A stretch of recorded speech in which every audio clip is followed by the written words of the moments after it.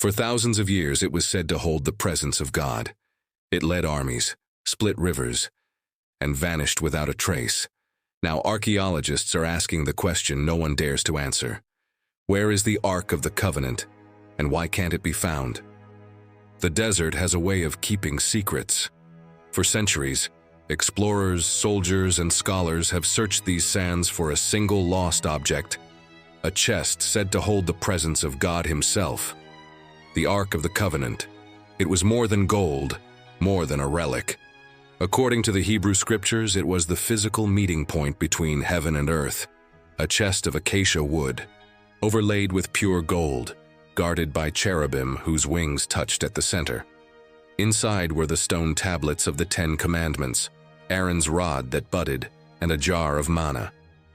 But more important than what was inside was what it represented, the very throne of God on earth, a source of divine power that led armies, split rivers, and struck down those who approached it carelessly. For the people of Israel, it wasn't a symbol of faith, it was proof of it. But somewhere along the flow of history, the Ark vanished.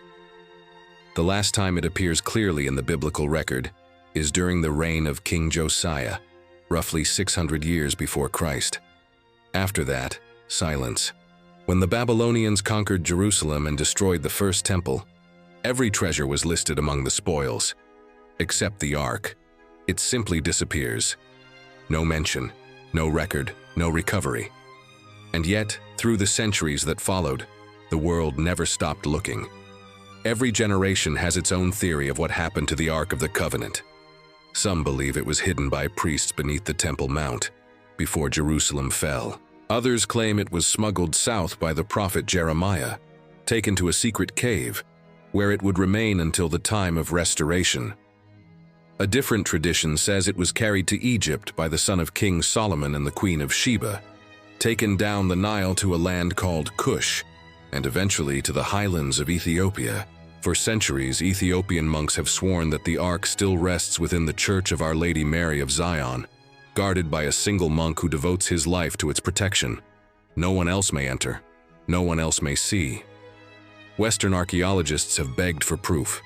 None has been given. But in the early 1900s, a British explorer named Robert Napier claimed he was shown the Ark, a gold-covered chest veiled in cloth, resting on a stone platform. When he asked to examine it closer, the monks refused. He died shortly after returning home. Skeptics dismiss the story. Believers see it as confirmation that the Ark remains where prophecy intended.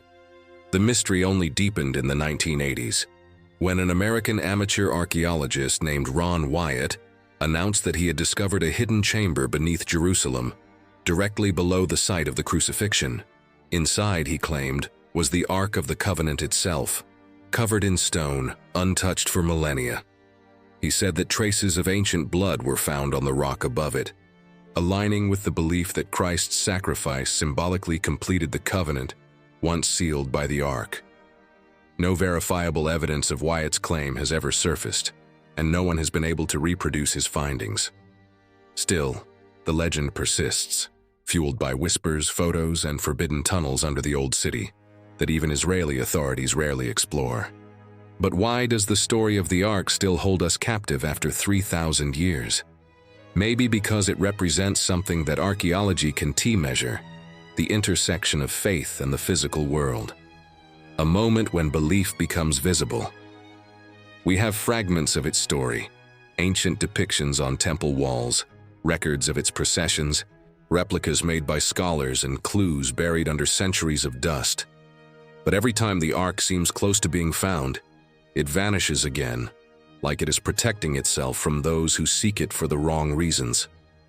And so we're left with questions. If it existed, where did it go?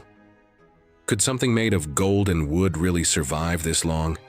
And if it was truly the vessel of divine presence, could its disappearance have been intentional? If the Ark of the Covenant truly existed, then somewhere, beneath stone, desert, or earth, a trace of it should remain. And yet every excavation, every expedition, every rumored discovery seems to end the same way, in silence. The most obvious place to search is the heart of Jerusalem itself, the Temple Mount.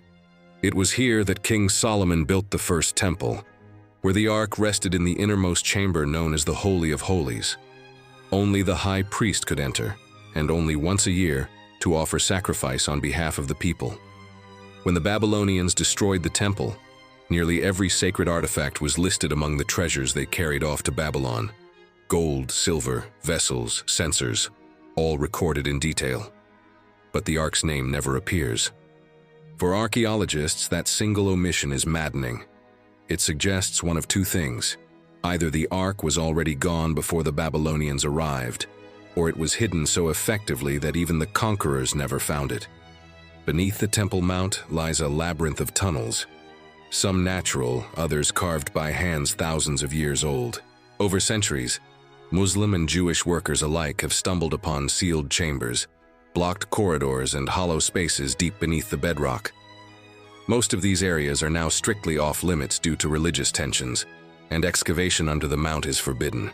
But the legends persist, of priests hiding sacred items before the invasion, lowering them through secret shafts beneath the temple.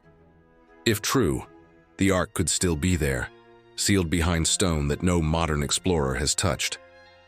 In 1911, British archaeologist Montague Parker secretly financed an expedition to dig beneath Jerusalem. Guided by mystics and obscure texts, his team uncovered a series of tunnels under the city of David, tunnels that led dangerously close to the mount itself. One night they broke into an ancient chamber and claimed to have seen strange relics, gold-covered objects, stone altars, and inscriptions. But before they could return, Ottoman guards discovered them. The expedition fled, and whatever was found has never been confirmed. Some called it a hoax. Others whispered that Parker found something he was never meant to find. But the search didn't stop in Jerusalem. Thousands of miles away, across the deserts of Sudan and into the highlands of Ethiopia, another story unfolds, one that has survived in local tradition for more than 2,000 years. According to the Kebra Nagast, an Ethiopian text written in the 14th century but based on much older oral traditions, the ark was brought from Jerusalem to Ethiopia by Menelik I, the son of King Solomon and the Queen of Sheba. The story says that Menelik visited his father's court, and when he returned home, the Ark of the Covenant went with him, carried by priests who believed it was God's will that his presence rest in the land of Sheba. For centuries, the Ethiopian Orthodox Church has declared that the Ark still resides in the city of Axum, within the chapel of Our Lady Mary of Zion. Only one guardian monk is permitted to see it. He never leaves the compound until his death, when another takes his place. No foreigner has been allowed inside. No photographs, no measurements, no scientific verification.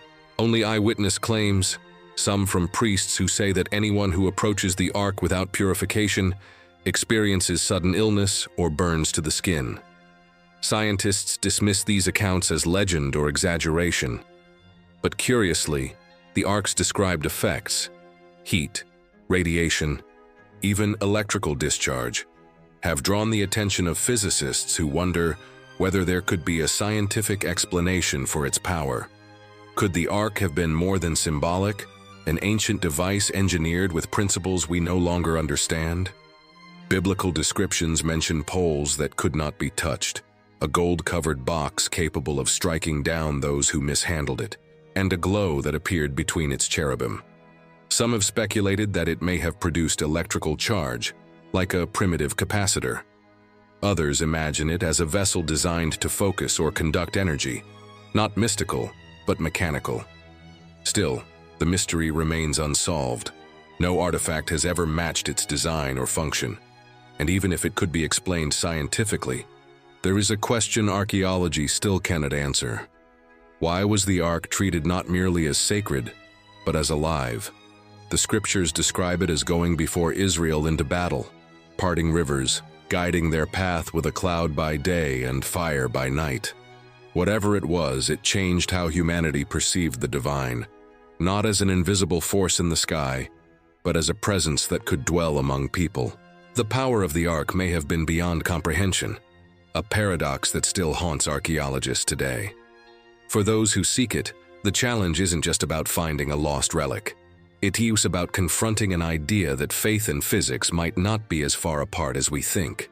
If the Ark of the Covenant truly vanished, then it may be the only artifact in human history that refuses to stay buried.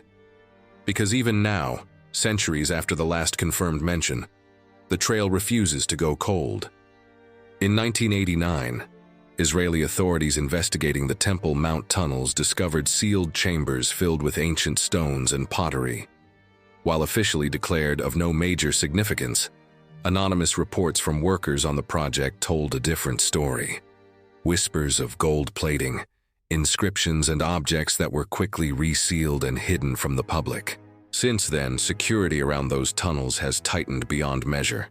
No excavation, no photography, no foreign teams, as if the earth beneath the city holds something it's not yet ready to reveal. Meanwhile, in Ethiopia, the guardians of the church in Axum still stand watch.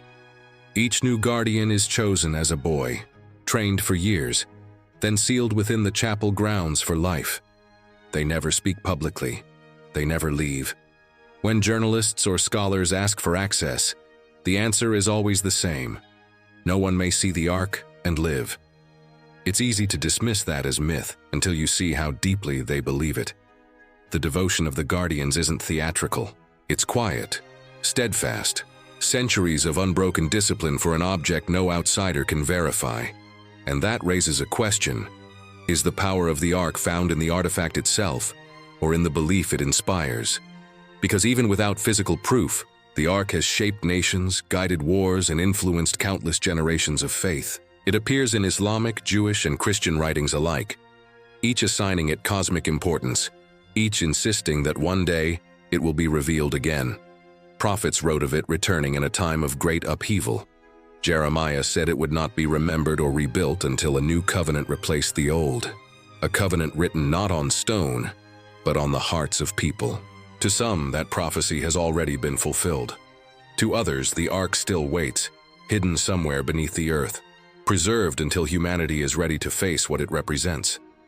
Even modern researchers, hardened skeptics, and seasoned archaeologists admit that the Ark's story defies simple explanation. Every culture that's claimed it seems to guard it with reverence. Every rumor leads to another labyrinth of belief. And in that sense, the Ark has become more than an object. It's a mirror, reflecting humanity's hunger for proof of the divine. We live in an age that demands evidence, data, artifacts, measurable facts. But the Ark sits at the border of what we can prove and what we can only sense. It forces a question that science alone can't answer. If something once held the presence of God, how would we even recognize it now? Some say the Ark's disappearance was no accident, that it was taken away to prevent it from being used as a weapon, or worse, worshipped as an idol. Others believe it was hidden until a time when humanity's faith would falter, waiting to return as a reminder that what was sacred was never truly lost. And perhaps that's what keeps the legend alive. Because deep down, the search for the Ark isn't about gold or relics or proof. It's about the longing for connection, the hope that something beyond us once reached into history and might do so again. The sands may keep their secrets, the temples may guard their doors, but the story of the Ark continues to whisper. In every age, to every generation, the covenant still stands. And maybe that's the real discovery archaeology can't explain. If you've made it this far, you're part of a rare few still chasing answers that time tried to erase. So don't stop here. Please hit the like button and subscribe to our new channel.